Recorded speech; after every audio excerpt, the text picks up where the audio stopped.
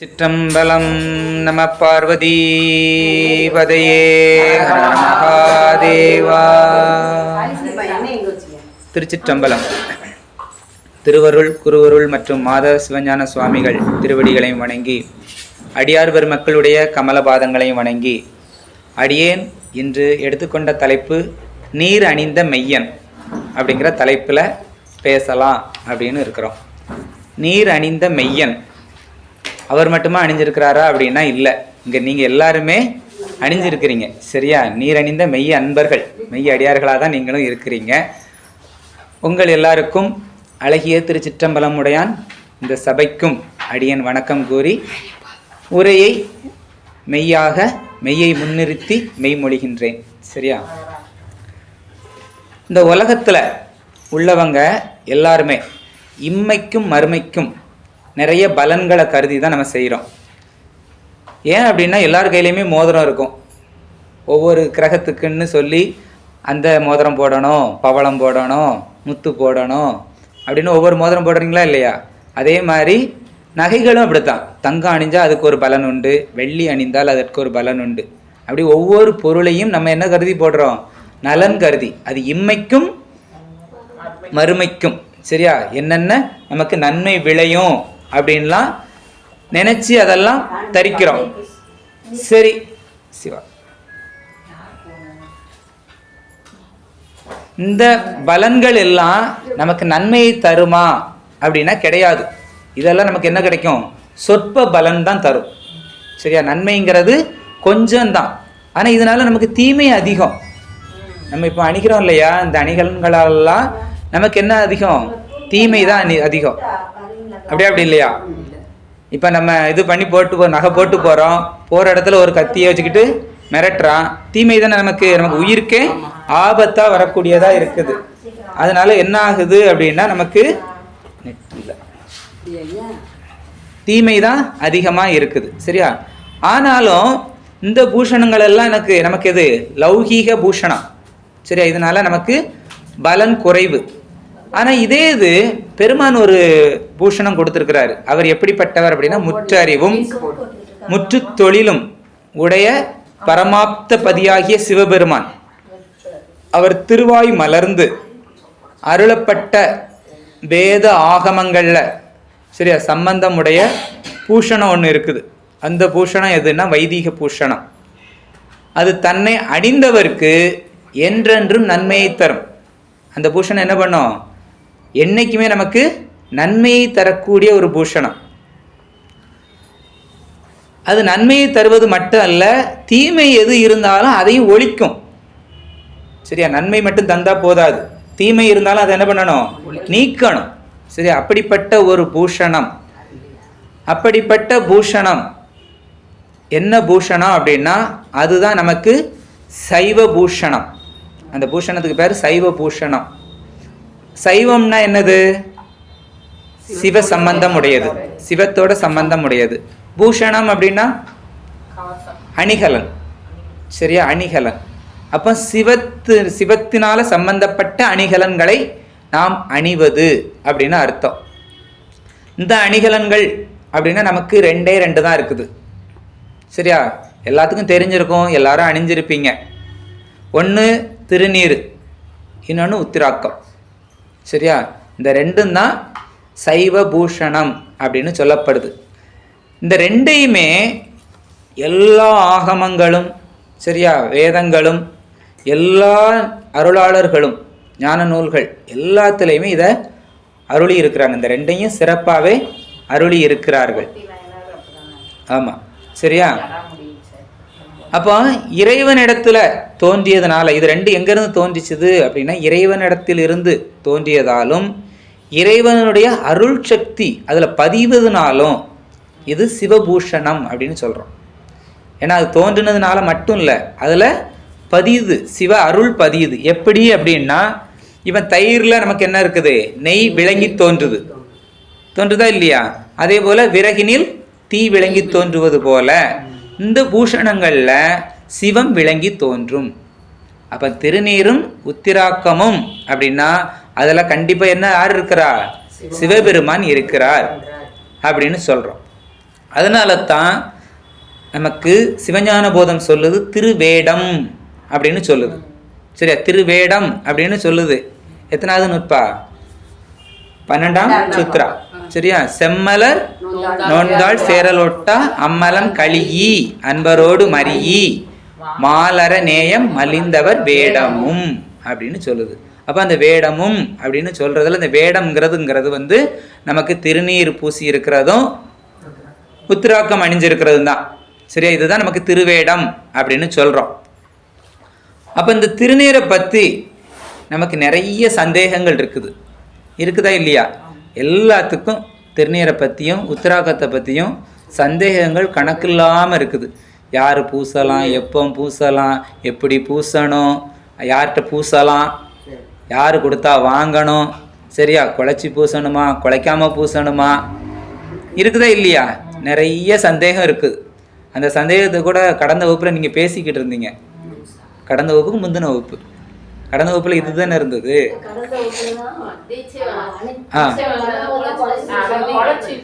இல்லை, அதான் நீங்கள் பேசிக்கிட்டு இருந்தீங்க. நாங்கள் சாப்பிட்டுக்கிட்டு இருக்கும்போது கேட்டேன், நீங்கள் ஏதோ சந்தேகம் பேசிக்கிட்டு இருந்தீங்கன்னு.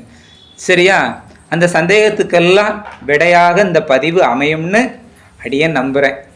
சரியா, சரி. திருநீர் அப்படின்னா என்ன அப்படின்னா, திருவின் நீர், பெருமானுடைய நீர். அது நம்மை திரு ஆக்கும் நீர், பெருமானை போல நம்ம திரு ஆக்கக்கூடிய ஒரு நீர். சரியா, அடுத்து அதுக்கு விபூதின்னு நம்ம சொல்கிறோம். வி அப்படின்னா என்ன அர்த்தம் அப்படின்னா மேலான, பூதி அப்படின்னா செல்வம், நமக்கு மேலான செல்வத்தை தரக்கூடியது. இந்த உலகத்திலே மேலான செல்வம் என்னது?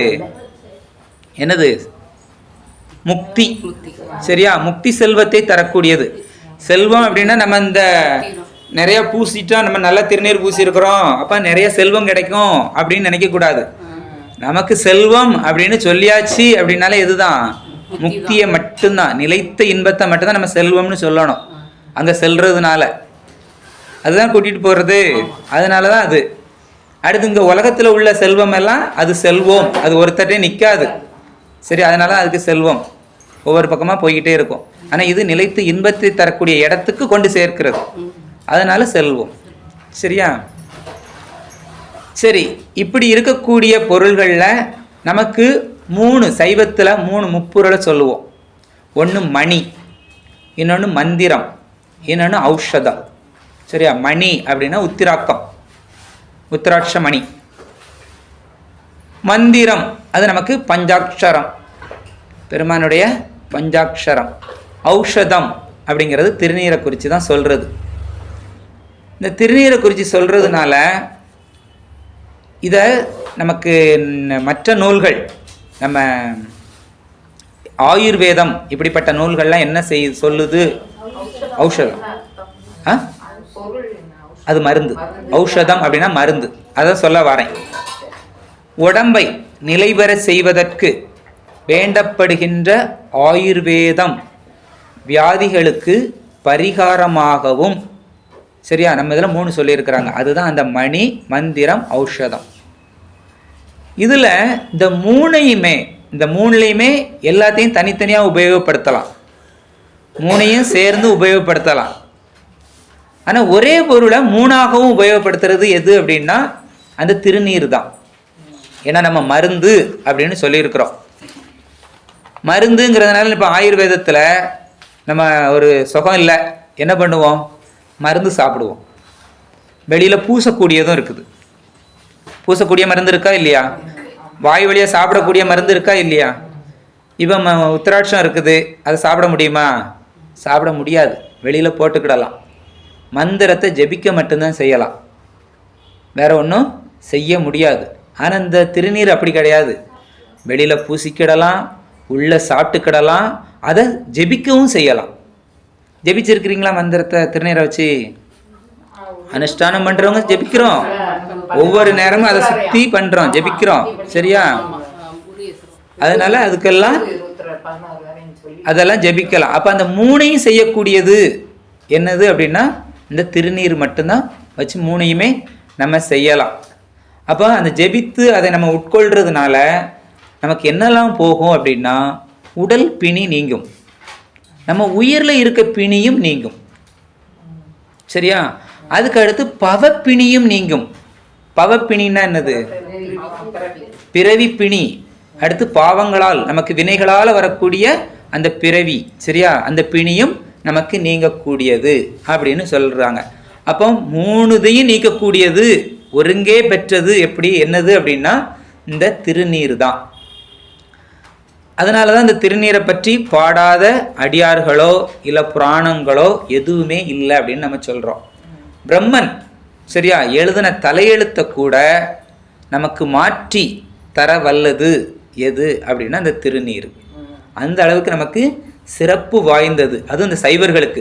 நம்ம மட்டும்தானே பூசுகிறோம், சரியா, சைவர்களுக்குண்டான உரித்தானது. சரி, இப்போ இந்த திருநீர் இருக்கு. இந்த திருநீர் இல்லாத நெற்றிகள் எத்தனையோ இருக்கு இல்லையா? நீர் இல்லா நெற்றி பால், சிவாலயம் இல்லா கிராமம் பால் வீண், சரியா, அதெல்லாம் பால் தான். பால்னாலே வீண் தான். சிவனை பூசிக்காத பிறவி பால், சரியா, பூசிக்காம இருந்தாலும் அதுவும் பால் தான். சிவத்தை உற்று கூறாத சாத்திரங்கள் எந்த நூலாக இருந்தாலும் சரி அதுவும் வீண் அப்படின்னு சொல்லுது. இந்த 4மே வீண் தான். சரி, அப்போ நம்ம சிவத்தை முன்னிறுத்தி செய்கிறோம் அப்படின்னு சொல்கிறது. சரியா? அதனால இதை இந்த 4 இது இப்போ சொன்னோம் இல்லையா, இதை நமக்கு அப்பர் சுவாமிகள் அவருடைய 6ஆம் திருமறையில் சொல்லியிருக்கிறாரு. திருக்கோயில் இல்லா திருவிலூரும் வெந்நீர் அணியாத திருவிலூரும் பருக்கோடி பத்திமையால் பாடா ஊரும் பாங்கினோடு பலதளிகள் இல்லா ஊரும் விருப்போடு வெண்சங்கம் ஊதா ஊரும் விதானமும் வெண்கொடியும் இல்லா ஊரும் அருப்போடு மலர் வரித்திட்டு உண்ணா ஊரும் அவையெல்லாம் ஊரல்ல அடவி காடே அப்படின்னு சொல்றார். அப்போ பெருங்காட்டுக்கு சமம் கோயில் இல்லாத ஊர். அடுத்து வெந்நீர் அணியாத அடியார்கள் இல்லாத ஊர். ஏன்னா ஊர் இருக்கும், கோயிலெலாம் இருக்கும், ஆனால் என்ன பண்ண மாட்டாங்க, விருப்பத்தோடு வெந்நீர் அணியாமல் இருப்பாங்க. இப்போ ஒரு கோயில் இருக்குது, இந்த நகரம் இருக்குது அப்படின்னா யாரை பார்த்தாலும் இப்படி தான் இருக்கணும், திருநீர் பூசி இருக்கணும், அப்படி உள்ள நகரமாக இருக்கணும். அதுதான் நமக்கு ஊருன்னு சொல்கிறாரு. அடுத்து பருக்கோடி பத்திமையால் பாடா ஊரும், விருப்பத்தோட பாடணும். தேவார திருவாசகங்களெல்லாம் இப்போ திருமுறைகளை பாடணும், விருப்பத்தோட பாடணும் அப்படின்னு சொல்கிறாரு. அப்படி பாடலட்டாலும் அந்த ஊர் என்னது தான், வீணான ஊர் தான் அப்படின்னு சொல்கிறாரு. பாங்கினோடு பல தளிகள், நிறைய கோவில்கள் இருக்கணும். அம்மையப்பரா கோவில்கள் ஆலயங்கள் ஊருக்குள்ள நிறைய இருக்கணும். அப்போ தான் அது ஊர். சும்மா ஒரு 10 ஊருக்கு சேர்ந்து ஒரு கோயிலை வச்சுக்கிட்டு இருக்கக்கூடாது. சரி, அப்படி இருக்கக்கூடாதுன்னு சொல்கிறாங்க. அதெல்லாம் ஊர் அல்ல, நிறைய கோவில்கள் இருக்கணும். அப்போ தானே இது பெருகும், அன்பு பெருகும், பக்தி பெருகும் அப்படிங்கிறதுக்கு. விருப்போடு வெண் சங்கு ஊதா ஊரும், சங்குநாதங்க வாசிப்பாங்க இல்லையா, கோவில்களில் வாசிப்பாங்க, சரியா. சங்குநாதம் கண்டிப்பாக வாசிக்கணும். சங்குநாதமும் வாசிக்காமல் இருக்கக்கூடாது. சங்குநாதம் எதை குறிக்குது, ஓம்காரம். ஓம்காரம், சரியா, ஓம்கார நாதத்தை தினமும் கேட்கணும். நம்ம கேட்க முடியும் தெரியுமா, தினமும் அது வாசிக்காமலே கேட்கலாம். நம்மகிட்டே உண்டு. ஐயா வகுப்புல சொல்லியிருக்கிறாங்க, சொல்லுங்க.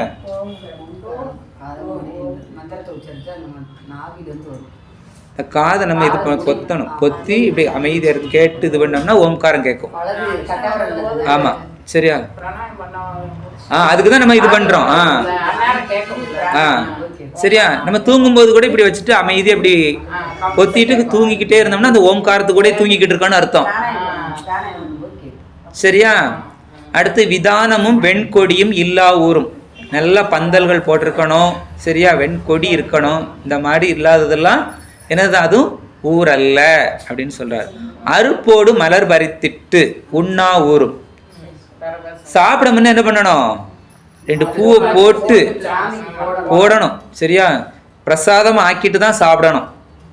பிரசாதமாக ஆக்காம அதை சாப்பிடக்கூடாது அப்படின்னு சொல்கிறோம்.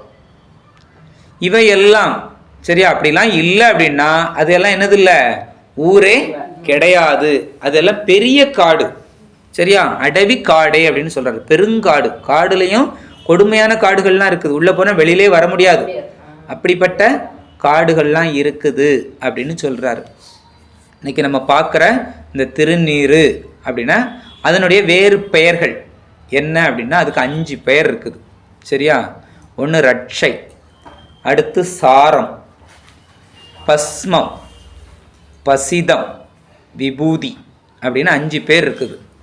ரட்சை, சாரம், பஸ்மம், பசிதம், விபூதி அப்படின்னு 5 பேர் இருக்குது. விபூதி, சாரம், பஸ்மம், பசிதம், விபூதி 2 தடவை சொல்லும்போது எழுதுறது கிடையாது, 3ஆவது தடவை கேட்கறது. ஓடவா செஞ்சுக்கிட்டு இருக்குது, எவ்வளவு மெதுவாக சொல்லிக்கிட்டு. சொல்ல எல்லாத்துக்கும் விளக்கம் இருக்குது, எல்லாத்துக்கும் விளக்கம் சொல்லுவோம். சரியா? விபூதி அப்படின்னு நம்ம ஏற்கனவே ஒரு தடவை சொன்னோம். வீணா பெரிய மேலான, பூதினா செல்வம்னு சொன்னோம். ஆனால் இப்போ சொல்ல போகிறோம் அது அல்ல, இன்னொரு அர்த்தமும் இருக்குது. சரியா? ஒரு பொருளுக்கு நிறைய அர்த்தங்கள் இருக்கும் இல்லையா? இது வேற அர்த்தம். வி அப்படின்னா சிவபெருமான், ஏன்னா விரிந்து நிற்கிறவன் வி. சரியா? சிவபெருமான். பூ அப்படின்னா பாவனை. சரியா? பூனா பாவனை. மெதுவாதமாக சொல்கிறேன். வி அப்படின்னா சிவபெருமான், அது சிவம்னு எழுதிக்குவாங்க டக்குன்னு, அவ்வளோதான், ஃபுல்லாலாம் எழுதணும்னு இல்லை. பூ அப்படின்னா பாவனை. தீ அப்படின்னா அடைதல். நம்ம பாவனை செய்ய செய்ய பாவனையால் பெருமானை அடைவது, அதுதான் விபூதி.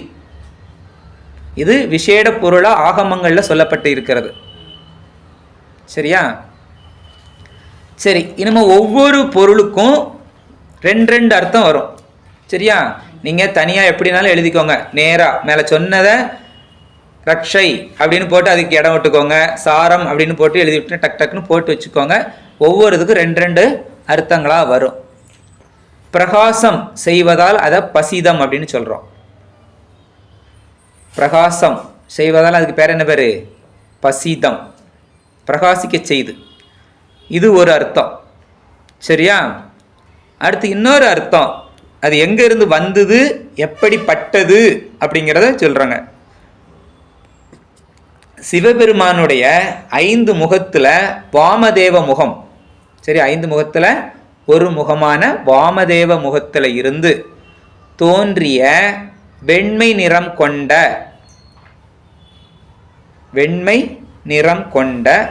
பத்திரை அப்படிங்கிற பசுவின் சாணத்திலிருந்து எடுக்கிறது. அந்த பசுவோட பேர் என்ன பேருனா பத்திரை. சரியா? பசிதம் அப்படின்னா சிவபெருமானுடைய வாமதேவ முகத்திலிருந்து தோன்றிய வெண்மை நிறம் கொண்ட பத்திரை அப்படிங்கிற பசுவின் சாணத்திலிருந்து தயாரிக்கப்படுவது தான் பசிதம் அப்படின்னு சொல்லுது. ஏற்கனவே ஒரு பொருள் முதல்ல சொல்லியிருக்கிறேன், பிரகாசம் செய்வதால் அது பத்திரை, வெண்மை நிறம் கொண்ட பசு. சரியா? அடுத்த பஸ்பம்,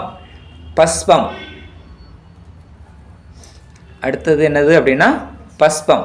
பஸ்பம் அப்படின்னா பாவத்தை நீராக்குவதால், சரியா, அந்த பாவத்தை எல்லாம் நீட்டி விடுகிறது, நீராக்குவதால் அதுக்கு பேர் என்னது? பஸ்பம். எரிக்குது. சரியா? பஸ்பம் பண்ணிருச்சு அப்படின்னு சொல்கிறோம் இல்லையா, அதான். அதனால் அதுக்கு பஸ்பம் அப்படின்னு பேர். அது எதிலிருந்து வருது அப்படின்னா அகோர முகத்திலிருந்து. இந்த பஸ்பம் அப்படிங்கிறது எதிலிருந்து தோன்றுது அப்படின்னா சிவபெருமானுடைய அகோர முகத்தில் இருந்து தோன்றிய வெண்மை நிறம் கொண்ட சுரபி என்னும் பசுவின் சாணத்திலிருந்து தயாரிக்கப்படுது. முகங்கருப்பு, அதுக்காக பசு வெள்ளையா இருக்கக்கூடாதா? தாய் கருப்பாக தான் இருப்பாங்க, பிள்ளைங்க வெள்ளையா இருக்காதா என்ன? பெருமாள் நினைச்சா என்னன்னாலும் நடக்குமா? சிவ சிவ. அப்ப அந்த முகத்துக்கு தகுந்தாக்கெல்லாம் பிறக்கணும்னு இருக்கா என்ன? வெண்மை நிறம் சுரபி. சுரபி குலம் படிச்சமா இல்லையா? முதல்ல பார்த்தோமா சுரபி குலம். சரி, அதுல இருந்து வந்தது தான் சுரபி. சரி, நமக்கு ஏடிஎம்லாம் சுரபி ஏடிஎம்லாம் இருக்குது இல்லையா, கேட்க கேட்க வந்துக்கிட்டே இருக்கக்கூடியது. சரியா? சுரபி இதுல இருந்து வந்த பேர் தான். எல்லாமே நம்மகிட்ட இருந்த பேர் தான், வேத ஆகமத்தில் இல்லாதது எதுவுமே கிடையாது. சரி, அப்போ இது அகோர முகத்திலிருந்து தோன்றிய வெண்மை நிறம் கொண்ட சுரபி என்னும் பசுவில் இருந்து. அந்த இதில் சாணத்தை செய்கிறது. சரியா? அடுத்து விபூதி. விபூதி விபூதி அப்படிங்கிறதுனால ஐஸ்வர்யம். சரியா? இது சுத்தி செய்து நம்மளை எல்லாத்தையும் சுத்தி செய்து ஐஸ்வர்யமாக்குது. சரியா? முக்தி இன்பத்தை தருவது. அதனால இதுக்கு பேர் என்னது? விபூதி அப்படின்னு பேர். இந்த விபூதிக்கு சிவபெருமானுடைய சத்யோஜாத முகம், சிவபெருமானுடைய சத்யோஜாத முகத்தில் இருந்து தோன்றிய கபில நிறம் கொண்ட பசு, கபில நிறம் கொண்ட பசு. இந்த பசுவோட பேரு தந்தை. சரியா? தந்தை அப்படிங்கிற பசு சாணத்திலிருந்து எடுக்கக்கூடியது. அதனால இதுக்கு விபூதி அப்படின்னு பேர். தந்தை அப்பான்னு சொல்றோம்னா தந்தை. அடுத்து கபில நிறம், சத்யோஜாதம். சத்யோஜாதம். அடுத்து சாரம் அப்படிங்கிற பேருக்கு. சரியா? சாரம் அப்படின்னா மலத்தை கழுவுறதுனால அதுக்கு என்ன பேரு? சாரம். இது எந்த முகத்துல இருந்து தோன்றுதுன்னா தத்புருஷம். தத்புருஷ முகத்துல இருந்து தோன்றிய வெண்மை நிறம் கொண்ட சுசீலை அப்படிங்கிற பசு பேர். தத்புருஷம் முகத்து பேரு தத்புருஷம். தத்புருஷ முகத்துல இருந்து தோன்றுது. நிறம் வெண்மை. சரியா? பசுவினுடைய பேரு சுசீலை. இதுல இருந்து அந்த சாணத்தை எடுத்து தயாரிக்கிறதுனால இதுக்கு பேரு சாரம் அப்படின்னு சொல்லப்படுது. ஆமா, கிட்டத்தட்ட 3 வெண்மையில தான் வரும். சரியா? அடுத்து ரக்ஷை. மலத்தை கழுவுதல். ஞான நீரால் கழுவுதல்னு சொல்றோம்ல, அதனால மலத்தை கழுவுது. இந்த ரட்சை அப்படின்னா எல்லாத்துக்குமே கிட்டத்தட்ட தெரியும். காப்பு அப்படின்லாம் சொல்லுவோம். பூதத்திலிருந்தும் பிசாசாதிகளிலிருந்தும், சரியா, பிசாசுகள்கிட்ட இருந்தும் காத்தலால் இருந்து காப்பதுனால அதுக்கு பேர் என்ன பேரு? ரட்சை. இது சிவபெருமானுடைய ஈசான முகத்திலிருந்து, சரியா, தோன்றுகின்ற சிவப்பு நிறம் கொண்ட சுமனை அப்படிங்கிற பசு, அதில் இருந்து வரக்கூடிய சாணத்தை தயாரிக்கிறதுனால இது ரக்ஷை. இது நீங்கள் அழகா டேபிளர் காலம் போடலாம். சரியா? முகம் எந்த முகத்துல இருந்து தோன்றுது, என்ன நிறம், பசுவனுடைய பேர் என்ன, சரியா, என்னத்தினால அதுக்கு அந்த பேர் வருது அப்படின்னு நம்ம குரூப்ல வேணா போட்டு விடுவோம். இதோட பேர் சுமனை. இது எதுல சொல்லியிருக்குது அப்படின்னா ஸ்மிருதி நூல்ல சொல்லப்பட்டது. சரியா?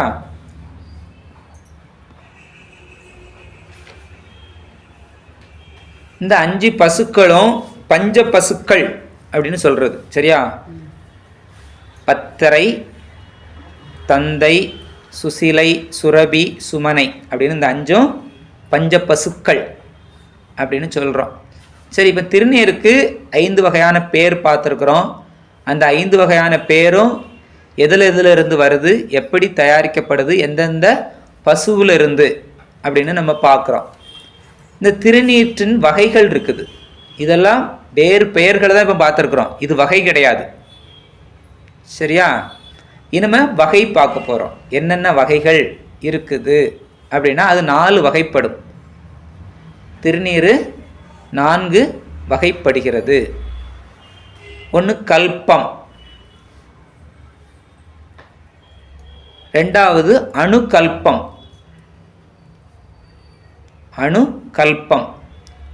3வது உபகல்பம்,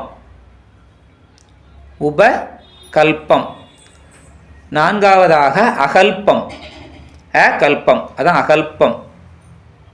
அப்போ கல்பம், அணுகல்பம், உபகல்பம், அகல்பம், கல்பம். இப்போ இந்த திருநீரும் இந்த 4 வகையாக சொல்லியிருக்கிறோம் இல்லையா, இதுதான் திருநீர். இந்த 4 திருநீரும் எப்படி கிடைக்குது, எதுல இருந்து கிடைக்குது, யார் எடுத்தா அது எந்த திருநீர் அப்படிங்கிறத பார்க்கலாம்.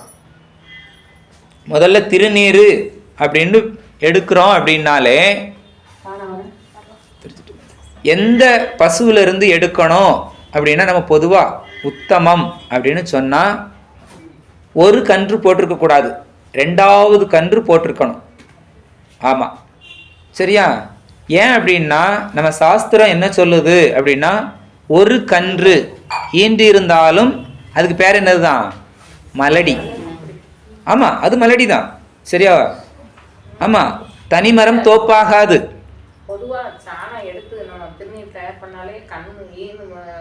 ஈணுனதான் எடுப்போம், ஆனால் அது 2வது தான் இருக்கணும், அதுதான் சிறப்பு. அதுதான் நான் சொல்கிறேன், சரியா?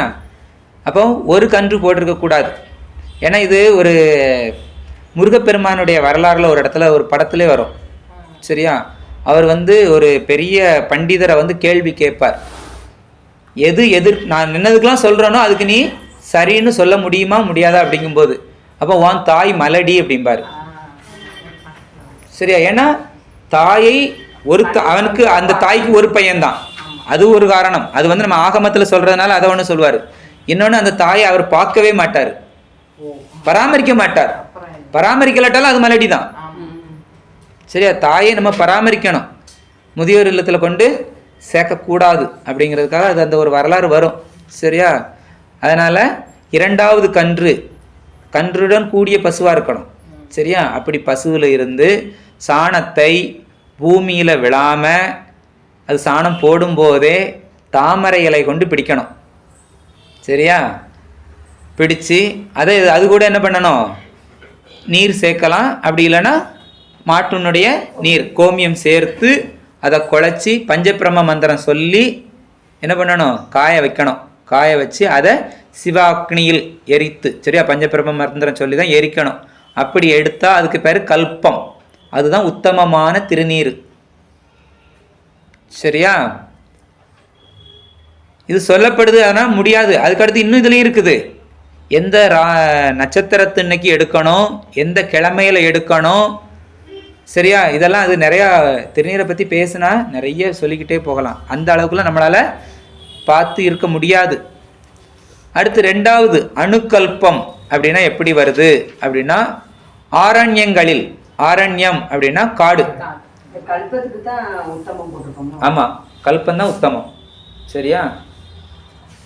இந்த ஆரண்யங்களில், சரியா, காடுகளில் கிடைக்கும் பசுவுடைய சாணத்தை முறைப்படி தயாரிக்கிறது தான் எனது அணு கல்பம். அடுத்து மாட்டுத்தொழுவு, நம்ம வீடுகளில் இருக்க மாட்டு தொழுவத்தில், சரியா? இல்லைன்னா மாடுகள் மேயக்கூடிய இடங்களில் இருந்து எடுக்கக்கூடிய சாணத்தை காட்டு தீயில எரித்து பிறகு சிவாக்னியில் எரிக்கிறது, அது உபகல்பம். காடுகளில் கிடைக்கக்கூடிய பசுஞ்சாணத்தை எரித்து இது பண்ணுறது அணுகல்பம், சரியா? உபகல்பம் அப்படிங்கிறது நம்ம வீடுகளில் இருக்கக்கூடிய மாட்டு தொழுவத்தில் இருக்கக்கூடிய சாணத்தை எடுத்து அதை தீயில போட்டு சிவாக்னியில் எரிக்கிறது, அது உபகல்பம். அடுத்தது தான் அகல்பம் அப்படின்னு சொன்னது. அது யாருனாலும் சேகரித்து கொடுக்கக்கூடிய திருநீர். இந்த சாணம் யாருனாலும் சேகரித்து கொடுக்கக்கூடிய சாணத்தை சுள்ளிகளால் எரிக்கிறது, எரித்து வரக்கூடிய நீர் தான் அது அகல்பம், அந்த திருநீர். அப்போ நம்ம இந்த திருநீரெல்லாம் எப்படி வருது அப்படிங்கிறது நமக்கு தெரியாது, அப்படி தானே? நம்ம பூஜையில் இருக்கிறோம், அனுஷ்டானம் பண்ணுறோம், சிவ பூஜை பண்ணுறோம். இந்த மாதிரி இருக்கும்போது இந்த திருநீர் எப்படி வருதுன்னு நமக்கு தெரியாது. அம்மா என்ன வேணும் உங்களுக்கு? கேளுங்க, சொல்கிறேன். அது யாருனாலும் சேகரித்து கொடுக்கக்கூடிய இதை எரிக்கிறது, சுள்ளிகளால் எரிக்கக்கூடியது. உபகல்பந்தான் மாட்டு தொழுவத்தில் இருந்து எடுத்து வீடுகளில் கட்டி இருக்கக்கூடிய அதை எடுத்து எரிக்கிறது. சரி, இந்த திருநீரை நம்ம சுத்தமானது அப்படின்னு சொல்கிறோம், அப்படி தானே? திருநீருனாலே சுத்தமானதுன்னு சொல்கிறோம். ஏன் அதை திருநீரை சுத்தம்னு சொல்கிறோம்?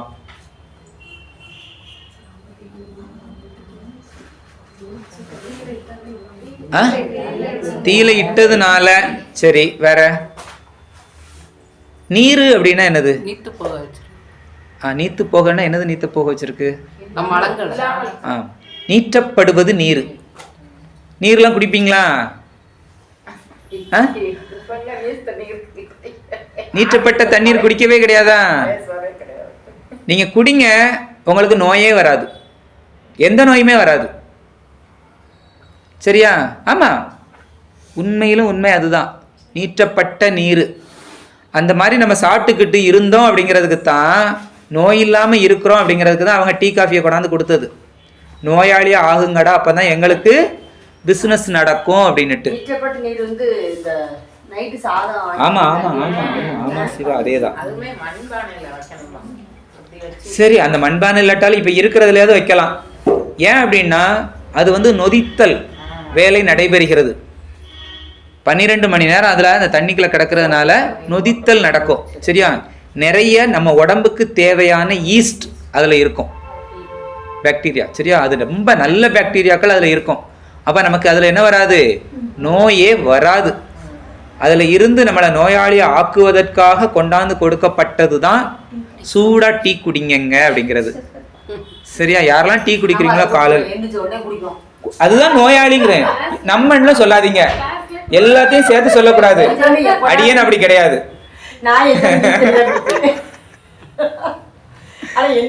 சரியா?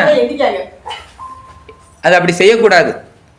காலையில் எந்திரிச்ச உடனே அடுத்து இன்னொன்று, நம்ம அதிகமான சூடு எப்போ இருக்கும் உடம்புல அப்படின்னா, பகல் பொழுதை விட இரவு பொழுதுல தான் உடம்பு சூடு அதிகமாக இருக்கும். சரியா? ஏன்னா முழு ஓய்வு ஆகும்போது அவ்வளவு சூட்டையும் வெளியில தள்ளுவதற்கு அந்த காலம்தான் ஏற்றதா இருக்கும். அப்போ எந்திக்கும் போது நம்ம உடம்புல அவ்வளவு சூடு இருக்கும். அந்த சூடு இருக்கும்போது நீங்க இன்னும் கொஞ்சம் சூடை ஊத்துங்க. சரியா? அப்ப நம்ம உடம்புக்கு அவங்கள மீட் போட சொல்லுங்க. அதனால பெரும்பாலும் என்ன பண்ணணும்? பெரும்பாலும் இல்லை, தினமும் அதைத்தான் செய்யணும். நீற்றப்பட்ட தண்ணி தான் குடிக்கணும். அதை குடிங்க, நோய் வராது. சரி, இது சுகர் உள்ளவங்க குடிக்கலாமா? குடிக்கலாம். சரியா? ஏன் அப்படின்னா, நம்ம இந்த நீற்றப்பட்ட தண்ணி குடிக்கிறதுனால குடல்ல இருந்து செரிமான பிரச்சனை நீங்கும். சரியா? செரிமான பிரச்சனை முழுதும் நீங்கிட்டுனாலே நமக்கு என்ன ஆகாது? நோய் வராது. செரிமான பிரச்சனைனால தான் சுகருங்கிற நோயே வருது. அப்போ உங்களை செரிமானத்தை செய்ய விடாம பண்ணுறதுக்கு தான் அதை செய்கிறாங்க. செரிமானம் ஆயிடுச்சுன்னா சுகர் வராது. பிறகு எப்படி மரத்து மாத்திரை விற்கும்? அதனால தான். சரியா? அதனால செரிமான பிரச்சனை வரக்கூடாதுங்கிறதுக்கு தான் அந்த காலத்தில் நீட்டினப்பட்ட தண்ணி குடித்தாங்க. இப்பவும் அதை குடிச்சிங்கன்னா சுகர் உள்ளவங்க குடிக்கலாம், சரியாயிருவீங்க. சரியா? அதனால தினமும் நீற்றப்பட்ட தண்ணி சாப்பிடலாம், தவறே கிடையாது. ஏன்னா நம்ம முன்னோர்கள் ஒன்றும் என்னது கிடையாது, முட்டாள்கள் கிடையாது. முதல்ல அதை புரியுங்க. ஏன்னா நம்ம மூலத்தை தேடாம நம்ம மூலத்தை தேடாம அடுத்தவங்க சொல்றதை தான் நம்ம கேட்குறோம். சரியா? நம்ம எப்படி வாழ்ந்தாங்க நம்ம முன்னோர்கள், ஏன் அதுல 1% கூட நம்ம வாழலை அப்படிங்கிற கேள்வியே யார்கிட்டையும் இல்லை. புரியுதா? அதனால நமக்கு நம்ம மூலத்தை தேடுனா நமக்கு நோய் இல்லாமல் வாழலாம். அவங்கெல்லாம் வெறும் சாப்பாட்டு முறையிலேயே நோய் இல்லாமல் வாழ்ந்தவங்க தான். பெரிய பெரிய ஆஸ்பத்திரியாக வச்சுருந்தாங்க? ஒன்றுமே கிடையாது. கோயில்கள் தான் கட்டினாங்க. ஏன்னா மனம் பெருமான்கிட்ட கொண்டு இந்த உயிரை சேர்க்கணும், அதுக்கு தான் இடத்த வச்சாங்களே தவிர நோயாளியாக இருக்கிறதுக்கு இடம் வைக்கல அவங்க. சரியா? அதனால நீட்டப்பட்டது சுத்தமானது. அடுத்து இன்னொன்று, 2வது பொருள் சுண்ணாம்பு. பார்த்துருக்கீங்களா? கிராமங்கள்லாம் பார்த்துருப்பீங்க. பொங்கலுக்கெல்லாம் சுண்ணாம்பை கொண்டாந்து கொட்டுவாங்க. கல் தண்ணியை ஊற்றின உடனே பத்தன்னு வெடித்து பஸ்பமாக ஆயிரும். ஆயிருமா ஆகாதா? நீங்கள் வேறு ஏதாவது செஞ்சுருக்கீங்களா? தீ மூட்டினீங்களா? அதுக்கு ஒன்றுமே இல்லை. தண்ணியை ஊற்றினோடனே எரியுது. பாருங்க, அவ்வளோ சூடாக ஆயிரும். அந்த சுண்ணாம்பு சுத்தமாயிரும் தெரியுமா? அது அந்த கல்லு சுத்தமாகும், அது நீட்டப்பட்டது. அதான் சுண்ணாம்பு. அதை அடிச்சாங்க வீட்டுக்கு, வெள்ளை அடிப்போம். இப்போ யார் வீட்டில் அடிக்கிறா? யார் வீட்லையுமே கிடையாது. ஏன்னா பெயிண்ட் 5 வருஷத்துக்கு அடித்தா போதும், 1 வருஷம் 5 வருஷத்துக்கு ஒரு தடவை அடித்தா போதும். அதுனா 6 மாதத்துக்கு ஒரு தடவை சுண்ணாம்பு அடிப்பாங்க. ஏன்னா கிருமி இருக்காது, கிருமியை கொல்லணுங்கிறதுக்கு. ஆமா, தொண்டை வலினா உடனே வைப்பாங்க. வெத்தலை போடும்போது எப்பவும் அதை சேர்த்துக்கிடுவாங்க. அதைத்தாம்மா சொல்றேன், நீத்தின சுண்ணாம்பு தானே இதுக்கு போடுவீங்க வெத்தலைக்கு. காயாம எப்பவும் இருக்கும். சரியா? அதனால அதெல்லாம் ரொம்ப சுத்தமான பொருள்கள் எல்லாத்தையும் நம்ம வெளியில அனுப்பிட்டோம். எதெல்லாம் ஆகாத பொருளோ அதெல்லாம் கொண்டாந்து சேர்த்து வைக்கிறோம். சரியா? இது 2 பொருள் நீற்றப்பட்டது. அதே மாதிரிதான் இதுவும் இந்த பசுஞ்சாணத்திலிருந்து எடுத்து நீற்றப்படுவது. அதனால இதுக்கு பேரு நீர். சரியா? பசுவின் சாணத்தை எடுத்து சுத்தமாக அதில் கோஜலமோ இல்லைன்னா தண்ணீர் சேர்த்து குழச்சி உருண்டைகளாக்கி நல்லா வெயிலில் காய வச்சு அந்த சாண குவியல் காஞ்ச உருண்டைகளையோ தட்டியாக வரட்டியாக தட்டி வச்சிருக்கிறத எடுத்து மொத்தமாக அடுக்கி வச்சு அது மேலே உமி. சரியா? உமியை போட்டு ஒரு கங்கு மட்டும்தான் வைக்கணும், தீலாம் போடக்கூடாது. சரி, அந்த கங்குலையே அந்த உமியில் அந்த சூடு பிடிச்சி அது அந்த சாணத்தை சூடாக்கும். தீப்பொருத்திலாம் வைக்கக்கூடாது. தீப்பொறிச்சு வச்சிங்கன்னா ஒரு செகண்டில் புஷ்ஷுன்னு போயிடும், உங்களுக்கு திருநீரே கிடைக்காது. அந்த சாணமும் உமியும் சேர்ந்து ஒன்றும் இல்லாமல் போயிடும். கங்கு மட்டும் வச்சா போதும். அந்த கங்கு என்ன ஆகும்னா அப்படியே எல்லாத்தையும் சூடாக்கி நம்ம எப்படி வரட்டி தட்டி வச்சோமோ அதே மாதிரி கிடைக்கும். ஆனால் திருநீராயிரும் அது. வரட்டி மாதிரி அப்படியே கிடைக்கும். அந்த தட்டு அப்படியே எடுத்துடலாம். அப்படியே எடுக்கலாம். ஆனா தீப்பொருத்தி வச்சுட்டோம்னா ஒண்ணுமே இருக்காது, எல்லாம் புஷ்ஷுன்னு போயிடும், எரிஞ்சு சாம்பல் ஆயிரும். சரி, அப்படி பண்ணிடக்கூடாது. அதனால கங்கு தான் வைக்கணும். அப்படி வச்சு எடுத்துட்டோம் அப்படின்னா அதுக்கு பேர் தான் விபூதி. இப்படிதான் விபூதி தயாரிக்கிறது. சரியா? இத நல்ல துணி இருக்கு இல்லையா, காட்டன் துணி. சரியா? இந்த துணியில அவ்வளோ விபூதியையும் போட்டு நம்ம எடுத்து பொடியாக்கி வச்சிருக்கதை போட்டு அப்படி இது பண்ணணும் அப்படின்னா அதுல இருந்து வடிகட்டு வருது இல்லையா, அதுக்கு பேரு வஸ்திர காயம். அந்த திருநீருக்கு பேரு வஸ்திர காயம். ஏன்னா வஸ்திரத்தால நம்ம என்ன பண்ணியிருக்கிறோம், சலிச்சு எடுத்துருக்கிறோம். அப்போ அதுலேயும் ஒரு சில தூசி இருக்கும் இல்லையா, பெரிய பெரிய தூசிகள்னா அதுவும் வராம போயிடும். அதனால அதுக்கு பேரு வஸ்திர காயம் அப்படின்னு சொல்லுது. அப்போ நம்ம இப்போ திருநீரோட வேறு பெயர்கள் பார்த்துருக்குறோம், அதனுடைய வகைகள் பார்த்துருக்குறோம். சரியா? இப்போ எப்படி தயாரிக்கக்கூடிய முறை அப்படிங்கிறதையும் பார்த்தாச்சு. அடுத்ததாக நம்ம பார்க்க இருக்கிறது திருநீர் அணியக்கூடிய முறை. யாரெல்லாம் அணியலாம், எப்படி அணியணும் அப்படிங்கிற, எங்கெல்லாம் அணியலாம் அப்படிங்கிறதெல்லாம் கொஞ்சம் விலாவாரியாக நம்ம பார்க்கலாம். சரியா? திருநீரை முதல்ல கிழக்கு பார்த்து அல்லனா வடக்கு பார்த்து நின்றுக்கிடணும். நம்ம நிற்கக்கூடிய திசை கிழக்கு இல்லைன்னா வடக்கு பார்க்கணும், அண்ணார்ந்து பார்த்து. சரியா? கீழே ஒரு துளி கூட திருநீர் சிந்தக்கூடாது. அப்படி சிந்தி விட்டால் அது நமக்கு பாபம். சரியா? உடனே என்ன பண்ணணும், அதை எடுத்து நம்ம இருதயத்தில் ஒடுக்கிக்கிடணும். எடுத்து தொடச்சி இருதயத்தில் ஒடுக்கி கொள்ள வேண்டும், இருதயத்தில் பூசிக்கிடணும், கீழே சிந்த விடக்கூடாது. அதனால தான் அன்னார்ந்து பார்த்து பூசணும்னு சொல்கிறது. ஒரு சிலர் எடுத்துகிட்டு இப்படி பூசுறது, கோயில்களெல்லாம் அப்படி செய்வோம். ஒரு சில நேரம் அவசரத்தில் அப்படி செய்யக்கூடாது. எப்போனாலும் சரி மேலே பார்த்து தான் பூச வேண்டும், சிந்தக்கூடாது. சிந்திய திருநீரை என்ன பண்ணணும், ஒடுக்கிக்கிடணும். அடுத்து உத்தூளனமாக பூசுதல் அப்படின்னா, உத்தூளனம் அப்படின்னா ஒற்றை விரலால். சரியா? ஒரு கோடு. உத்தூளனம் அப்படின்னா ஒரு கோடால் போடுறது. திரிபுண்டம் அப்படின்னா 3. சரியா? நம்ம எப்படி பூசணும் அப்படின்னா திவ்ய முத்திரை கொண்டு பூசணும். உத்தூளனமாக பூசும்போது திவ்ய முத்திரை கொண்டு பூசணும். திவ்ய முத்திரை அப்படின்னா மோதிர விரலும் கட்டை விரலும் சேர்த்து பூசுவது. சரியா? இதுதான் திவ்ய முத்திரை. இப்படி எடுத்து இப்படி தான் பூசணும். சரியா? மேலே அண்ணாந்து பார்த்து இப்படி பூசணும். இது உத்தூளனமாக பூசுறது. சரியா? ஆள்காட்டி விரலை கொண்டு இப்படி பூசக்கூடாது. ஆள்காட்டி விரலை கொண்டு பூசக்கூடாது. அப்படி பூசுனா பொருள் இழப்பு ஏற்படும். சரியா? நடுவிரலால் பூசுனா, இப்படி ஒரு சிலர் இப்படி நடுவிரலை எடுத்து பூசுவாங்க. நடுவிரலால் பூசுனா நிம்மதி கிடைக்காது. சரியா? நிம்மதி இல்லாமல் போயிடும். அடுத்து வலது கை ஆள்காட்டி விரல். சரியா? நடுவிரல், மோதிர விரல் 3ஐயும் கொண்டு பூசுறது. இந்த 3 விரலை வச்சு. சரியா? இப்படி எடுத்து நல்லா தேய்ச்சிட்டு இந்த 3 விரலை கொண்டு பூசுறதா என்னது, திரிபுண்டம். சரியா? திரிபுண்டரமாக பூசப்படுவது.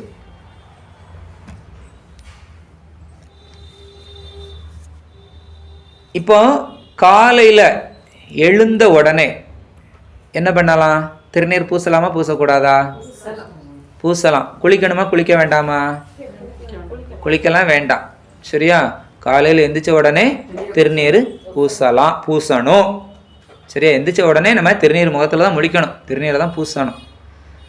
அடுத்து மற்ற வேலைகள், காலை கடன்களை எல்லாம் கழிச்சிட்டு குளித்துட்டு, சரியா, குளிக்கும்போது அதில் திருநீர் போட்டுக்கிடலாம். குளிக்கிற நீரில் திருநீர் இட்டும் நம்ம குளிக்கலாம். மகாலட்சுமிலாம் அப்படி தான் பண்ணுறாலாம், சாஸ்திரம் சொல்லுது. அவளுக்கு ரொம்ப பிடிக்குமா. சரியா? அதனால் நம்மளும் அவளை ஃபாலோ பண்ணலாம், போட்டுக்கிடலாம். உப்பு போட்டு குளிப்பாங்க தெரியுமா? தண்ணிக்குள்ளே உப்பு போடணும் தெரியுமா? உப்பு போடலாம் குளிக்கலாம். கடலில் குளித்த மாதிரி இல்லைம்மா, அது மொத்த உப்பு. நீங்கள் பாக்கெட்டாக தட்டிடாதீங்க. உங்கள்கிட்ட பேசும்போது கொஞ்சம் பார்த்தே தான் பேச வேண்டியிருக்கு.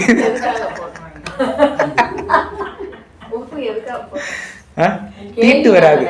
உண்மை, கண்டிப்பா நல்லது. கேட்கட்டும் நல்லது. சரி, கொஞ்சமா ஒரு சின்ன கரண்டிக்கு ஒரு கரண்டி. சரியா? நமக்கு தீட்டுகள் எதுவுமே இருக்காது. அதுக்கு தான். அடுத்து உப்பு தண்ணியில் கண்டிப்பா குளிக்கணும் தெரியுமா? வருஷத்துக்கு எத்தனை தடவை குளிக்கணும்? நான் டெய்லி குளிக்க சொல்ல, வருஷத்துக்கு கேட்குறேன். வருஷத்துக்கு கடல் தண்ணியில் 2 தடவை கண்டிப்பாக குளிக்கணும். குறைஞ்சது 2 தடவை. 6 மாதத்துக்கு ஒரு தடவை கண்டிப்பாக கடல் கோயிலுக்கு போங்க. திருச்செந்தூரில் எந்த கோயில்னாலும், ராமேஸ்வரம்னாலும் போகலாம். சரியா? எந்த கோயில்னாலும் சரி, கடல் கோயிலுக்கு 2 தடவை போகணும் வருஷத்தில். அதேமாதிரி மலை கோயிலுக்கும் 2 தடவை போகணும். 2க்கும் காரணம் இருக்குது தெரியுமா? மலை கோயிலுக்கு போனால் மூச்சு பயிற்சி, மலை ஏறணும்.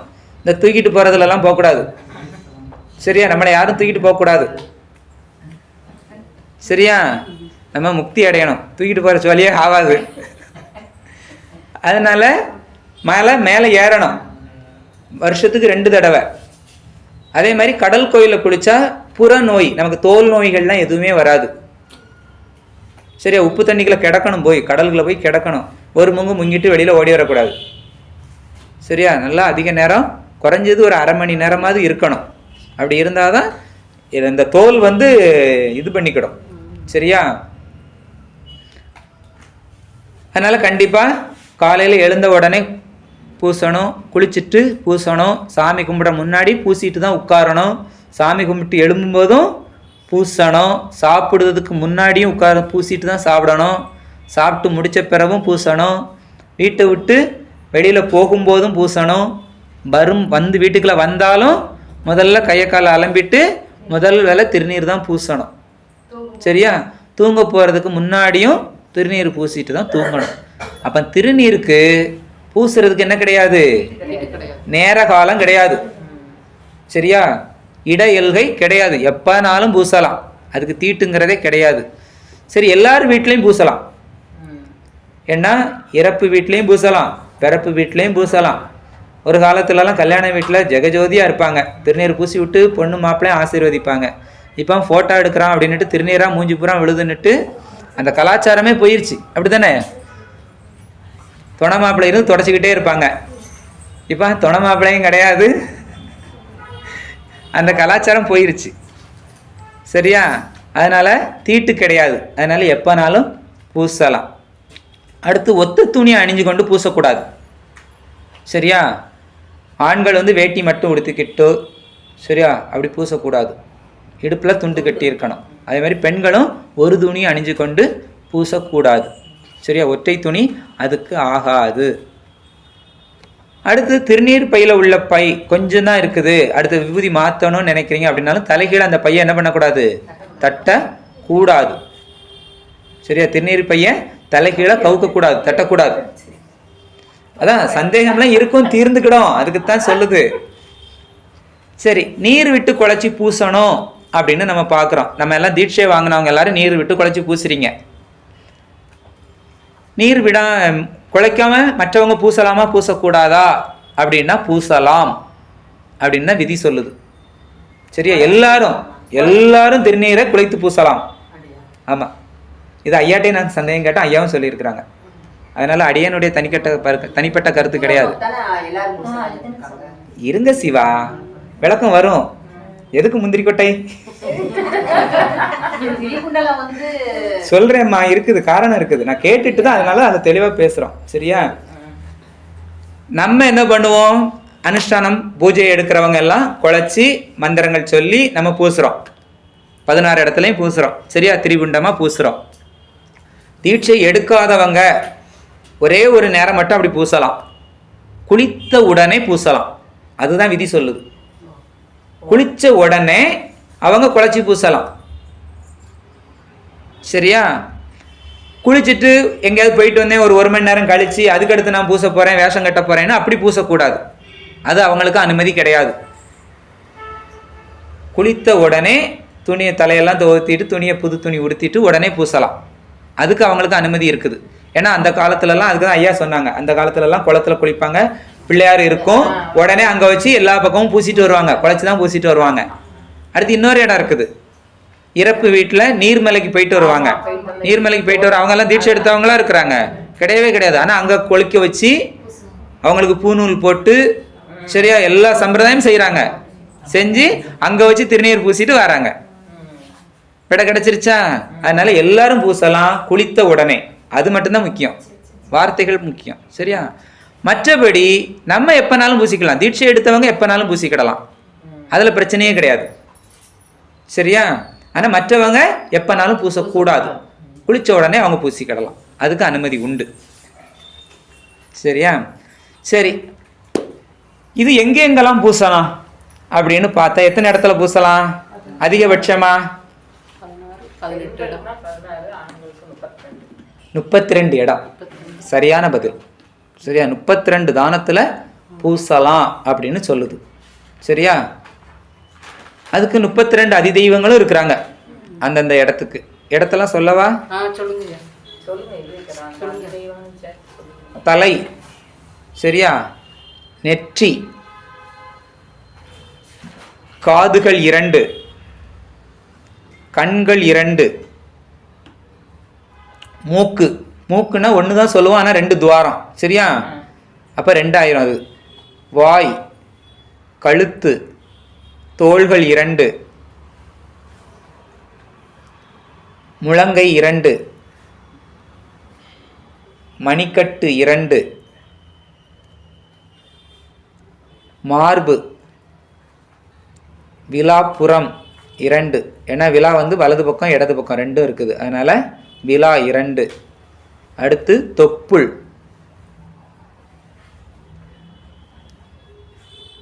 அடுத்து ஹுக்கியஸ்தவம், அது மலஜலம் கழிக்க. அடுத்து ஜகனம், உருக்கள், தொடை, தொடைகள் 2, முழந்தாள் 2, கணுக்கால் 2, பாதம் 2. மறுபடியும் ஒரு ஆட்ட சொல்கிறேன், வேணா எழுதாததை எழுதிக்கோங்க. தலை, நெற்றி, காதுகள் 2, கண்கள் 2, மூக்கு, அதில் 2 வந்துடும். சரியா? வாய் 1, கழுத்து 1, தோள்கள் 2, முழங்கை 2, மணிக்கட்டு 2, மார்பு 1, விலாப்புறம் 2, தொப்புள் 1, ஹுக்கியத்தவம் 1, ஜகனம் 1, உருக்கள் 2, தொடைகள் 2, முழந்தாள் 2, கணுக்கால் 2, பாதம் 2. மொத்தம் 32 இருக்கும். சரியா? ஜகனம், ஜகனம், பிறப்புறுப்பு. சரியா? அதனால மொத்தம் 32. இதுக்கெல்லாம் அதிதெய்வங்கள் தனித்தனியாக இல்லை, மொத்தமாக. சரியா? அஷ்ட வசுக்கள், திக்கு பாலகர்கள், உருக்கள், உருக்கள் 2.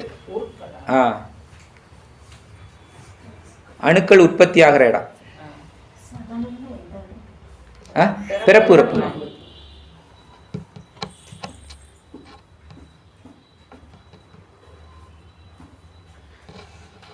அஷ்டமூர்த்திகள் 8 பேரு, அஷ்ட வித்யேஸ்வரர்கள் 8 பேரு, அஷ்ட வசுக்கள் 8 பேரு, அஷ்ட திக்குபாலகர்கள் 8 பேரு. 8 திக்குக்கு 8. அப்போ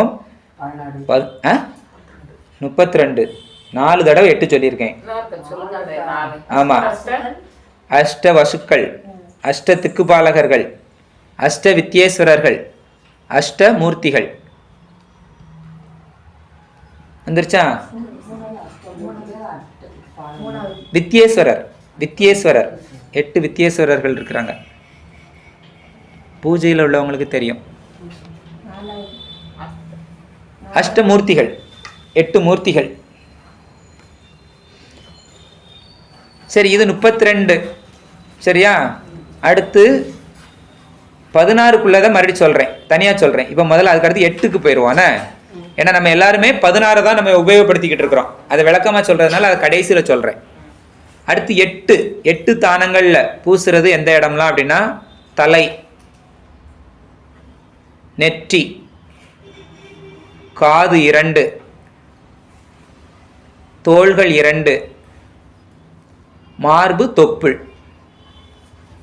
இந்த 8 இடத்துலையும் பூசுறது 8 தானங்கள். சரியா? இதுக்கும் அதிதெய்வங்கள். பிரம்மா, அடுத்து சப்த ரிஷிகள். அப்ப அவங்க 7, பிரம்மா 1, 8 பேர் ஆயிடுறாங்க. சரியா? 8 இடத்துக்கு 8 பேர்.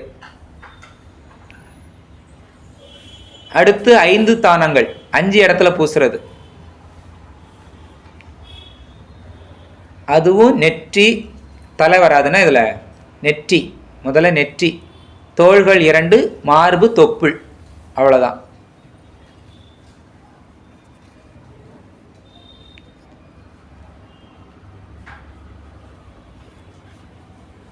இதுக்கும் அதிதெய்வங்கள் அதில் மேலே வர்றவங்க தான் அப்படியே வருவாங்க. சரியா? சரி, இப்போ இந்த இதுலலாம் பூசுகிறோம் இல்லையா, இந்த ஒவ்வொரு இடத்துல பூசுகிறோம். இப்போ கண்ணில் பூசுகிறோன்னு சொல்கிறோம், காதில் பூசுகிறோம், மூக்கில் பூசுகிறோம், வாயில் பூசுகிறோன்னு சொல்கிறோம். அப்படி தானே? தொடுமிடம்லாம் செய்வீங்க இல்லையா? நாக்க தொடுவீங்களா? நாக்க தொடுவீங்களா? தொடுமிடம் செய்கிறவங்க நாக்க தொடுவீங்களான்னு கேட்டேன். தொடணும். தொட்டுக்கிட்டு தான் இருக்கிறீங்க, அவங்களுக்கு தெரியல, அவ்வளவுதான்.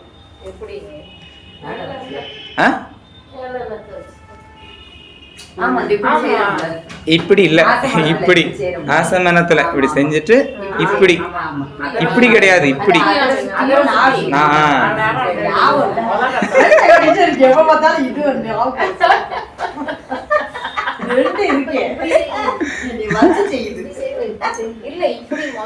முதல்ல அதர சுத்தி இந்த இடத்த வச்சு இப்படி செய்வோம். அதர சுத்தி அடுத்து இப்படி பண்ணணும், இப்படி இப்படி பண்ணணும். சரி, இப்படிதான் எங்களுக்கு ஐயா சொல்லி கொடுத்தாரு. ஐயாவா? எங்களுக்கு ஐயா இப்படிதான் சொன்னாங்க. நாங்க ஐயா படிதான், அதை விட்டு மாற மாட்டோம்.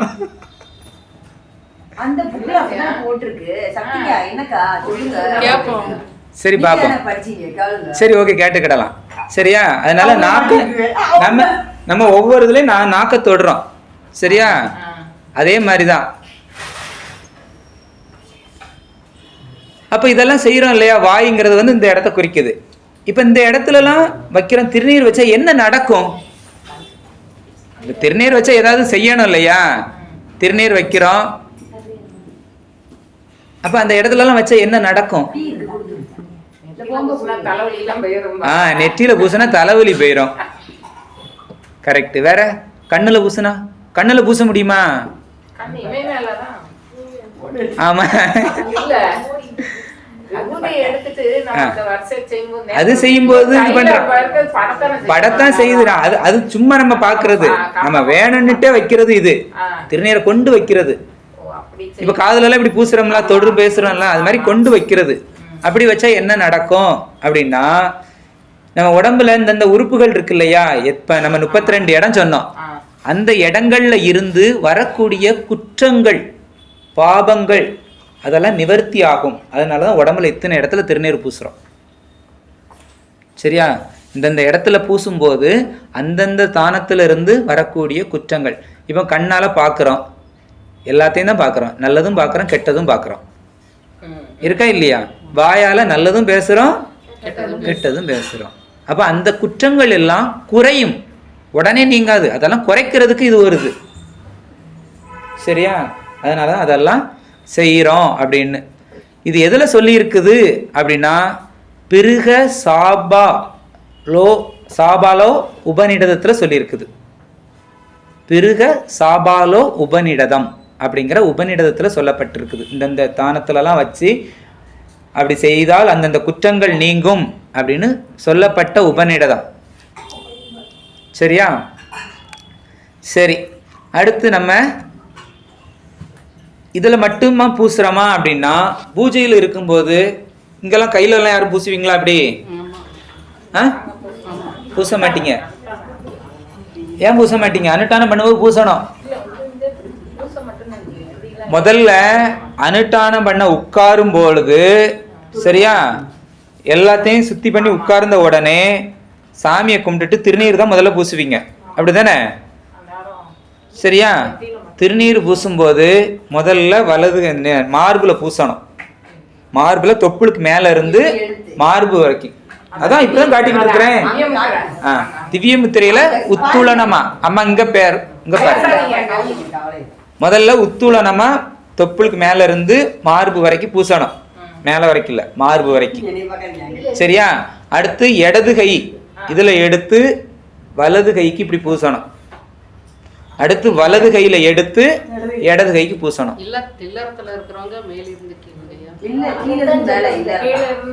சரியா? சரியா? அப்படி பூசணும். சரியா? இது எதுக்காக பூசுறோம்? எதுக்காக பூசுறோம்? இப்ப நான் பூசணும்னு சொன்னேன். உடம்பு முழுதும் அபிஷேகமா இருக்கு. உடல் முழுவதும் திருநீர் பூசியதற்கான அடையாளம். சரி, நம்ம உடம்பு ஃபுல்லா பூசிட்டு லாந்தோமா? நெத்தியில பூசுறதே பெரிய கஷ்டமா இருக்கு. இப்ப மட்டும் என்ன சொல்றாங்க?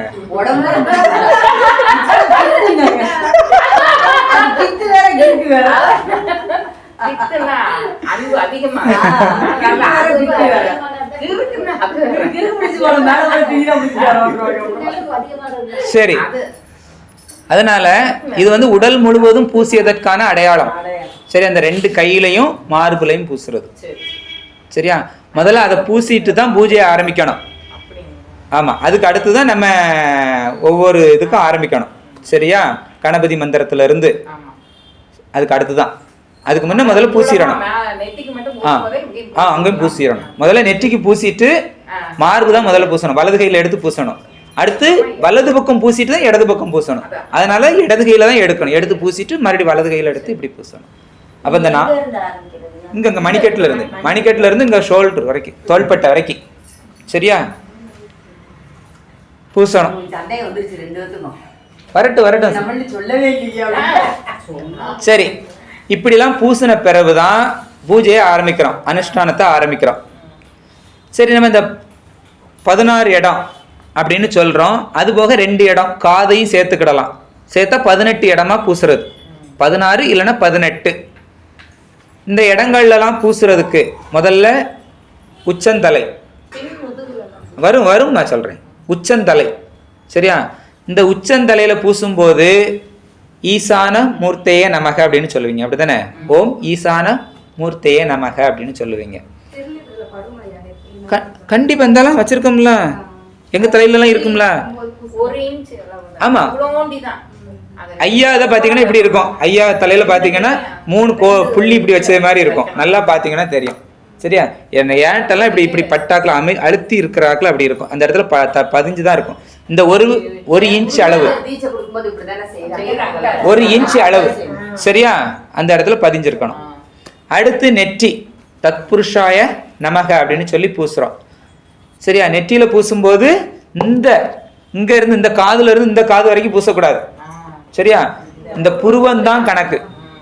சரியா? இந்த புருவத்துல இருந்து இந்த புருவம் வரைக்கும் தான். இங்க இருந்து இங்க நீங்க போக கூடாது. இங்க இருந்து இப்படிதான் வரணும். சரியா?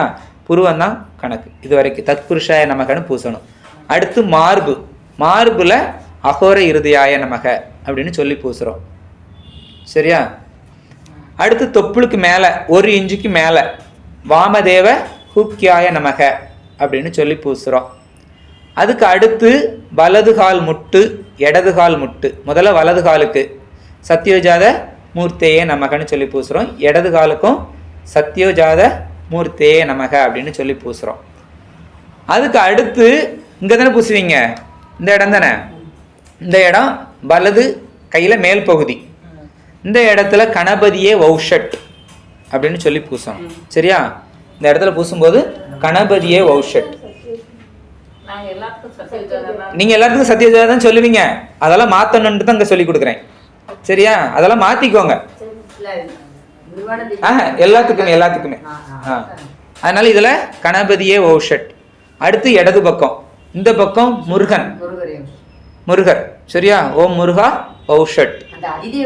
அதிதெய்வம், இதெல்லாம் அதிதெய்வம் தான், அதனால எல்லாரும் சொல்லலாம். அடுத்து இந்த இடம் முழங்கை. சரியா? வலது முழங்கையில். சரியா?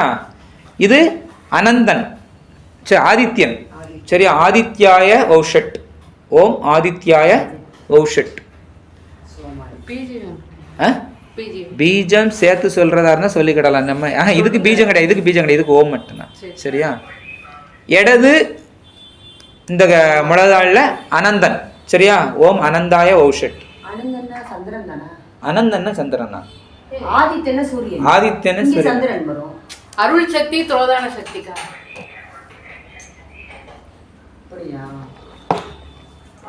இது அனந்தன். ஆமா. அடுத்து இந்த பக்கம் மணிக்கட்டு, இதுல மகாலட்சுமி. இடது கை மணிக்கட்டுல மகா சரஸ்வதி.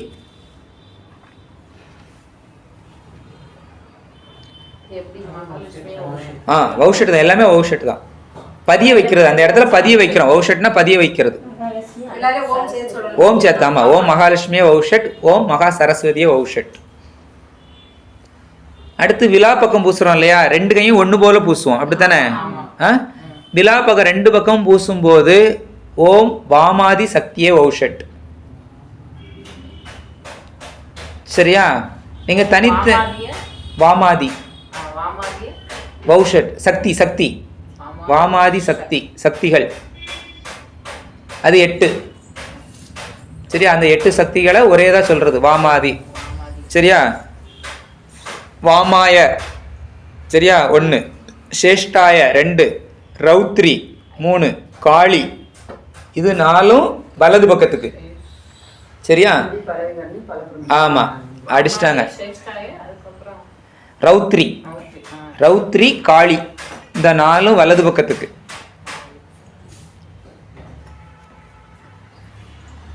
இடது பக்கத்துல உள்ள விழாவுக்கு கலவிகர்ணி. பெலவிகர்ணி. என்ன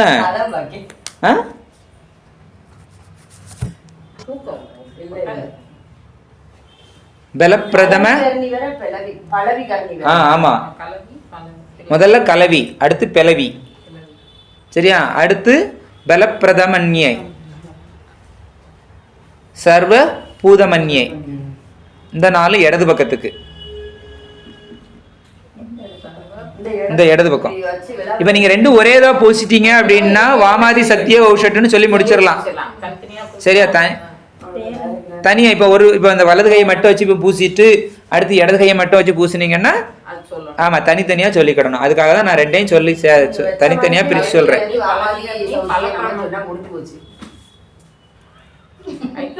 சொல்லுங்கம்மா, என்ன சந்தேகம்?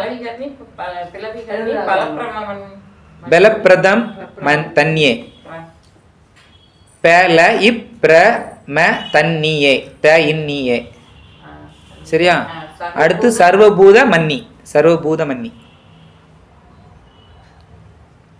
சரி, இது விழா பக்கம். சரியா? அப்ப நடு குறுக்குல பூசுறோம். சரியா? நடு குறுக்குல பிரஜாபதையே. பிரஜாபதைன்னா யாரு?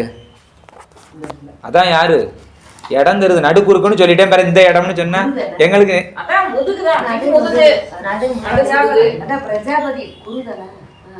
பிரஜைகளுக்கு அதிபதி பிரஜாபதை. சரியா? பிரம்மன். சரி, ஆமா, பிரம்மன். ஏன் பிரம்மனை கொண்டு பின்னாடி வச்சிருக்காங்கன்னு தெரியுமா? பிறப்பு வேண்டாம் அப்படின்னுட்டு பின்னாடி தூக்கி போட்டிருக்கு. இதான் ஐயா தான் சொல்லி கொடுத்தாரு. நம்மகிட்டலாம் ஒன்றும் கிடையாது, எல்லாம் ஐயா தான். சரியா? சரி, நடுக்குறுக்குக்கு அவர். அடுத்து கழுத்து. சரியா? ஏகருத்ரன். ஒரு சில நேரம் இந்த இடத்துலையும் பூசலாம். சரியா? இந்த இடத்துலையும் பூசினாலும் இந்த இது எல்லாமே ஒரே இடம் தான். சரியா? அப்போ இந்த இடத்துக்கு வலது பக்கம் கணபதி, இடது பக்கத்துக்கு முருகன் தான். அப்போ இந்த இடத்துல பூசினாலும் அப்படித்தான். சரியா? அடுத்து காதுக்கும் அப்படிதான். வலது காதுக்கு கணபதி, இடது காதுக்கு முருகன். கழுத்துக்கு வந்து ஏகருத்ரன். ஓம் ஏகருத்ரன். சரி, அப்போ பிரம்மா முழங்காலுக்கும் பிரம்மா வருவாங்க. இங்கேயும் முழங்காலுக்கு யார் பிரம்மா சொன்னா? முழங்காலுக்கு என்ன சொன்னோம்? சத்தியோஜாதம்லாம், கடைசி மந்திரம்லாம். சரியா? இல்ல, அதிபதி சத்தியோஜாதம் தான். அதிபதி வந்து அவரு தானே? இல்லையா? அதெல்லாம் அந்த மந்திரங்களே அதிபதியா வந்து இருப்பாங்க. சரி, அடுத்து தீட்சை பெற்றவங்க, தீட்சை பெறாதவர்களிடத்துல இருந்து பூசக்கூடாது. சரியா? போகணுமா என்ன இருக்கும்? சரி, தீட்சை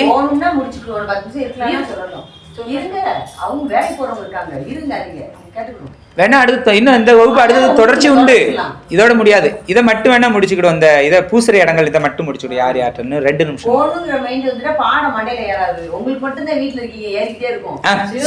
அதை எதையும் பேசக்கூடாது. தீட்சை பெற்றவங்க, தீட்சை பெற்றவங்க தீட்சை பெறாதவங்ககிட்ட திருநீர் அணியக்கூடாது. சரி, இப்போ இந்த அம்மா தீட்சை பெற்றிருக்கிறாங்க, இவங்க வீட்டுக்காரரு வாங்கலை, இல்லைன்னா இவங்க அம்மா இவங்க அப்பா யாராவது வாங்கலை அப்படின்னா அவங்ககிட்ட பூசலாமா? அப்படிலாம் கிடையாது. தீட்சை வாங்கினவங்க தீட்சை வாங்காதவங்ககிட்ட பூசக்கூடாது. சரியா? இப்ப நீங்க வாங்கியிருக்கிறீங்க, உங்க அப்பா இல்லைன்னா உங்க அம்மா இருக்கிறாங்க, அவங்ககிட்ட அவங்க வாங்கலை, அவங்ககிட்ட பூசலாமா பூசக்கூடாதாங்கிறதான் கேள்வி. பூசக்கூடாது. அப்பா அம்மாவா இருந்தாலும் பூசக்கூடாது. நம்மளா விரும்பி போய் ஏமா எனக்கு பூசி விடுங்கன்னு சொல்லக்கூடாது. சரியா? ஆனா ஒரு காரணத்தினால பூசிக்கிடலாம் அப்படின்னு ஐயா சொல்லியிருக்கிறாங்க. அவங்க மனம் கோணக்கூடாது. சரியா? அப்படின்னா பூசிக்கிடலாம். ஏன்னா மனம் கோணக்கூடாது. ஏன்னா பெற்றவங்க இல்லையா, அதனால அவங்க மனம் கோணக்கூடாதுன்னு இருந்தால் அவங்க பூசி விட்டாங்கன்னா வாங்கிக்கிடலாம். நம்மளா போய் பாம்பெடுத்தும் பூசி விடுங்கன்னு சொல்லக்கூடாது. சரியா? வித்தியாசம் இருக்குது. சரி சரி, வயசுல பெரியவங்களா இருந்தாலும் சமயத்தில் இருப்பாங்க, ஆனால் வயசுல சின்னவங்களா இருந்தாலும் அவங்க விசேட நிர்வாணத்தில் இருப்பாங்க. அப்போ பெரியவங்ககிட்ட போய் இவங்க பூசக்கூடாது. இப்போ சமய தீட்சை எடுத்தவங்க விசேட தீட்சத்துக்காரங்களுக்கு பூசி விடக்கூடாது. விசேட தீட்சை வாங்கினவங்க நிர்வாண தீட்சை வாங்கினவங்களுக்கு பூசி விடக்கூடாது. சரி, இப்ப நிர்வாண தீட்சை வாங்கினவங்க எல்லாத்துக்கும் பூசி விடலாம். சின்னதா இருந்தாலும். புரியுதா? தீட்சையிலால உயர்ந்துடுறாங்க. சரியா? இப்ப இதுல வந்து விசேட தீட்சை நிறைய இருப்பீங்க, அவங்கள விட வயசு கூடுனவங்களா இருப்பீங்க. நீங்க சமயம் தான் எடுத்திருக்கீங்கன்னா நீங்க அவங்ககிட்ட வாங்கலாம், ஆனா அவங்க உங்ககிட்ட வாங்கக்கூடாது. புரிஞ்சுதா? இது வயசு கணக்குங்கிறது கிடையாது. ஆமா, நம்ம வந்து படிமுறை தான், இதைத்தான் பார்க்கணும். சரியா? அடுத்து கோயிலில் கொடுக்கக்கூடிய திருநீர் எப்படி வாங்கணும் அப்படின்னா திவ்ய முத்திரையில் கொடுத்தாதான் வாங்கணும். சரியா? இப்படி அள்ளி கொடுத்தாங்கன்னா சொல்லுங்க, எனக்கு திவ்ய முத்திரையில் தாங்கன்னு சொல்லுங்க, அவங்களுக்கு புரிஞ்சுக்கிடும். நீங்க விளக்கவே வேண்டாம். நீங்க நான் இந்த தீட்சை எடுத்திருக்கிறேன் அந்த தீட்சை எடுத்திருக்கிறேன், நான் அப்படி ஆளு இப்படி ஆளுன்னு போய் சண்டை கட்டவே செய்யாதீங்க, விளக்கவே வேண்டாம். ஐயா நீங்க திவ்ய முத்திரையில தாங்க, ஒரே வார்த்தை. சரியா? அவங்களுக்கு புரிஞ்சுக்கணும், ஓ அப்ப இவங்க கொஞ்சம் விவரமானவங்களா இருக்கிறாங்க, தீட்சை எடுத்தவங்களா இருப்பாங்க அப்படின்னு அவங்க கரெக்டா தந்துருவாங்க. சரியா? இப்படி அள்ளி கொடுத்து இது பண்ணாங்கன்னா வாங்கக்கூடாது. சரியா? 5 விரலால கொடுக்கறது வாங்கக்கூடாது, திவ்ய முத்திரையில கொடுக்கறது தான் வாங்கணும். அடுத்து யார் எப்போ திருநீர் கொடுத்தாலும் வேண்டான்னு சொல்லக்கூடாது. சரியா? கொடுக்குறாங்கன்னா நீங்கள் அவங்க இப்படி அவங்களுக்கு தெரியாமல் இருக்கலாம், நீங்கள் சொல்லலாம் திவ்ய முத்திரையில தாங்கன்னு சொல்லிட்டீங்க, வாங்கிக்கலாம். ஆனால் கொடுக்கும்போதெல்லாம் எனக்கு திருநீர் வேண்டான்னு சொல்லக்கூடாது. ஏன்னா திருநீர் வந்து அவ்வளவு பெரிய ஒரு உயர்ந்த பொருள். சரியா? அடுத்து சாமி முன்னாடியோ குரு முன்னாடியோ நேர் முகம் பார்த்து பூசக்கூடாது, ஒன்று திரும்பி நின்று பூசணும். சரியா? நகன்றணும். ஆமாம், சரியா? ஆமாம், நகண்டு வெளியில் போய் தான் பூசணும். அடுத்து பேசிக்கொண்டோ சிரிச்சு கொண்டோ பூசக்கூடாது, கண்ணாடி பார்த்து பூசக்கூடாது. இதெல்லாம் திருநீருக்குண்டான இலக்கணங்கள், சரியா? தீட்சை பெற்றவங்க எப்போவுமே திருநீரோட தான் இருக்கணும், சரியா? இப்போ இந்த அம்மா இங்கே வந்திருக்கிறாங்க சபைக்கு, வேத்து இதெல்லாம் ஒதுங்க வச்சு வேத்து பூத்துன்னு எல்லாம் ஆயிட்டாங்க, இங்கே குளிச்சுட்டு போகிறாங்க அப்படின்னா அப்படி போகலாமான்னா அப்படி போகக்கூடாது. குளிச்சு முடித்த உடனே அனுஷ்டானம் பண்ணணும். அப்போ ஒரு நாளைக்கு சமய தீட்சைக்கு ஒரு அனுஷ்டானம், விசேட தீட்சைக்கு 2, நிர்வாண தீட்சைக்கு 3ன்னு சொல்கிறோமா இல்லையா? ஆனால் அதுக்கு இடையில குளிச்சிட்டோம். இப்போ நம்ம குளிச்சிட்டோம் மத்தியாலம், இல்லைன்னா ஒரு 10 மணிக்கோ 11 மணிக்கோ குளிச்சிட்டோம், ஒரு வேலை பார்த்தோம், அந்த 10 மணிக்கு உட்கார்ந்து அனுஷ்டானம் பண்ணணும். காலையில் 10 மணியாக இருந்தாலும் நீங்கள் 6 மணிக்கே பண்ணியிருப்பீங்க, சூரிய உதயத்துக்கு முன்னே ஒரு அனுஷ்டானம் பண்ணியிருப்பீங்க, வேலை பார்த்துருப்பீங்க, வேர்த்து பூத்து இருக்கும், முதுகுக்கு குளிச்சிருப்பீங்க. குளிச்சிட்டிங்கனாலே உடனே அனுஷ்டானம் பண்ணணும். எதுக்காக?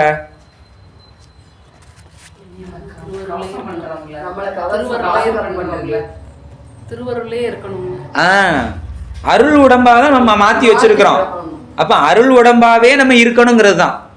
அதனால எத்தனை தடவை குளிச்சாலும் சரி அத்தனை தடவை அனுஷ்டானம் பண்ணணும். அப்போ அனுஷ்டானத்துக்கு கணக்கு இருக்கா? இவங்க இத்தனை தடவை தான் பண்ணணும், அவங்க அத்தனை தடவை தான் பண்ணணும்னு கணக்கு கிடையாது, சரியா? அதனால உடனே அனுஷ்டானம் பண்ணணும், சரியா? சரி, இப்போ இது வரைக்கும் நம்ம பார்த்துருக்கிறது திருநீற்றோடைய சரியா வகைகளை பார்த்துருக்குறோம். சரி, என்னென்ன வகைகள் இருக்குன்னு பார்த்துருக்குறோம், அதுக்கு பெயர்கள் என்னென்ன பேர் இருக்குன்னு பார்த்துருக்குறோம், எப்படி தயாரிக்கிறது அப்படின்னு பார்த்துருக்குறோம், எந்தெந்த தானங்களில் பூசலாம், யார் யார்கிட்ட வாங்கலாம் அப்படிங்கிறத பார்த்துருக்குறோம். இதனுடைய தொடர்ச்சி இன்னும் நன்மைகள் இருக்குது. அதுக்கடுத்து அதை தவறாக உபயோகப்படுத்தினா நிந்தித்தால் என்னென்ன தண்டனைகள் அப்படிங்கிறதெல்லாம் இருக்குது, சரியா?